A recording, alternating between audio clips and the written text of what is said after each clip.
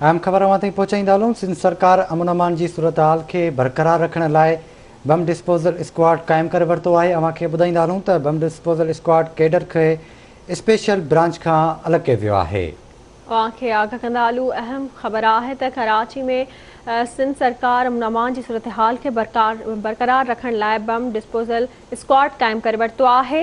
Bomb disposal squad cadre के special branch खां अलॻि कयो वियो आहे। वरी वज़ीर सैयद मुराद अली शाह जी मंज़ूरी खां पोइ अलॻि इदारो क़ाइमु कयो वियो आहे।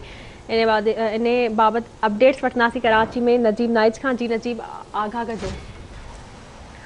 जी बिल्कुल, सिंध हुकूमत अमन अमान जी सूरत हाल के हवाले से अलग बम डिस्पोजेबल स्क्वाड जो है कायम उनजो इदारो जो है कायम करे छॾियो आहे। बम डिस्पोजेबल स्क्वाड के स्पेशल ब्रांच का अलग किया वियो आहे। पहिरियां ही इदारो जो है स्पेशल ब्रांच सां लाॻापियल हो।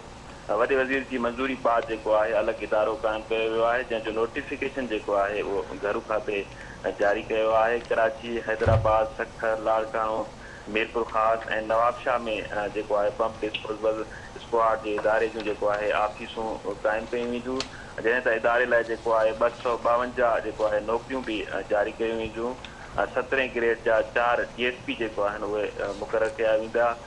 16 ग्रेड जा 10 इंस्पेक्टर जो है उहे भी मुक़रर किया वेंदा। जैसे त 14 ग्रेड जा 27 सब इंस्पेक्टर, 7 ग्रेड जा 52 हेड कांस्टेबल ऐं 7 ग्रेड जा जो 122 कांस्टेबल भी जो है मुक़रर किया वेंदा। जी ठीकु आहे नजीब, वॾी महिरबानी अव्हांजी तफ़सील खां आगाह करण लाइ।